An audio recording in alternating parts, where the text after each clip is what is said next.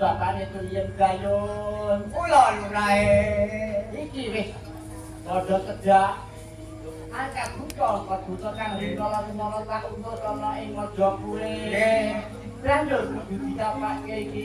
Kula aturi dang. Kabul kamsanane. Pripun?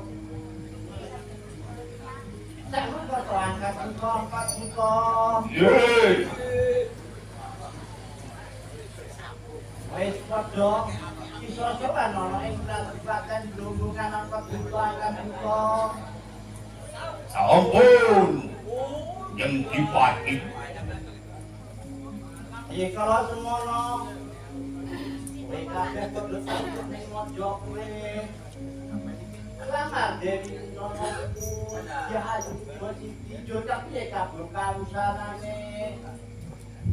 Uy, atur no kakang. Uy, sing mebuwono ing Mojopure. Kene rada cedhak kene angkat buta. Lho niki sendiko yang dipati. Matur sing cetha. Ricana semanten kula kaputus sowan wonten ing Kraton Majapahit. Ngaturaken nawala sedaya sampun kula estokaken lan sampun kepangi. Wis iso ketemu karo jahat posisi ngono apa. Sampun kula aturaken lan sampun dipun tampi. Wis ditampa. Pun tapi Kami bilang menjelang. aku kula. Nggih. Kepiye Gayun? Lajeng terusaken anggenipun ketika Sak banjure kepiye angkat buta? Ananging sasampunipun dipun tampi, sampun dipun waos. Sasampunipun waos nyuwun uning menika nawala dipun bucal lajeng Kanjeng Ratu Sri Subasiti Kencana Wungu lengser saking dampar ngemuduka. Sak banjure kepiye? Yo nek duka apa dukane marang kowe kabeh? Apa duka karo Pandhawa? Boten mangertos menika, nanging dumadakan ingkang Cumantaka Murang Tata menika ingkang putranipun Kipatih Haryo Gender jempalani kula dados Pasulayan lajeng medal wonten ing alun-alun dados Bandayuda. Apa kowe wedi karo wong Mojopure? Boten ateges wedi menika boten. Sasampunipun tanding badhe kula dukumba. Kula nyepeng layang seta lan angkat buta nyepeng layang kuwiter badhe kula dukumba. Nek kudune layang seta layang kumiter kudu tumrap pagi. Mergo kuwi sing gawe cinta kane awakmu kabeh. Ananging menika dereng kepanipati. Tak Menika tesih damel kisruh kemawon. Wonten ing Mojopahit menika. sak banjure kepiye angkat buta? Atur no kakang. Inggih, salajengipun badhe kula dukumba ingkang Rama ramanipun layang seta layang kumitir Patih Haryo Gender menika badhe misah. Lajeng sak sampunipun lajeng dipun pisah, kula namung nderek kemawon.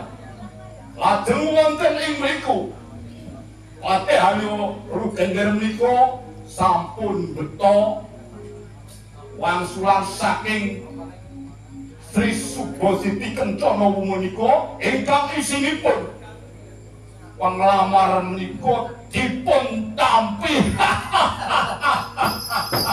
Menika menawi boten kula boten dipun tampi Kanjeng Adipati. Jadi bapakne Triyen Gayun. Dhewe akan buka nek pandanganku karo Dipun tampi. Tapi kersat sak banjure Nggih, nanging dados punika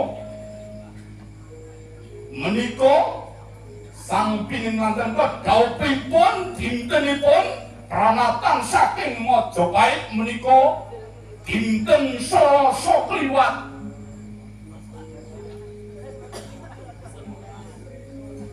salajengipun wonten ing wulan Jumadi lawas ngeten niku to Ipatih Paduka Yo koyo ngono, Kakang. anggah taunipun wonten ing taun bebas lan tanggalipun tasih wonten tanggal saking kidul menika mboten patih angkat buta mboten dipun tampi dening Dipati. Yo jedul dapane yen dayon. Kowe kudu dhewe dayon. Nggih. Atine angkat buta. Nika buta pengong. Saipun dipun poloke mawon. Jenut-jenut dayon kepiye? Kok malah modok-modok ilurae? Ora ana ketaun bebas. Iya. Yen Dipati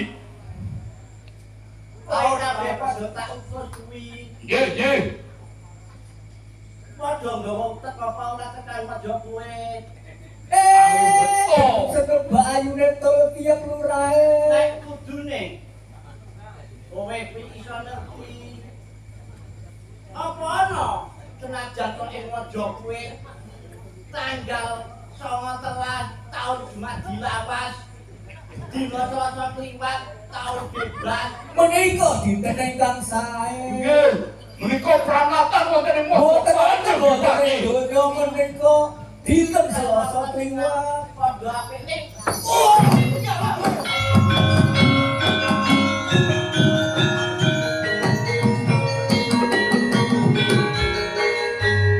Kowe kok patih ning ora duwe utek gapomu ora tau gawe mikir. Waduh. Ora ana taun bebas tanggal 19 dina Selasa kliwat kuwi.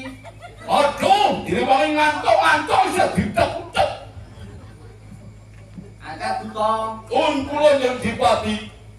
Semergo saka gempungku kepengin duwe gampang kencana ngurung setlakon. Saiki prajurit disemetakake. Aku kepengin ngatur tentara kebutak bajune kepengin ana ing kraton Majapahit. Lajeng dipun gepuk negara Majapahit. Perang Majapahit. Bareng nyuwun pamit nyuwun tambahi pangapunten. Ayo prajurit.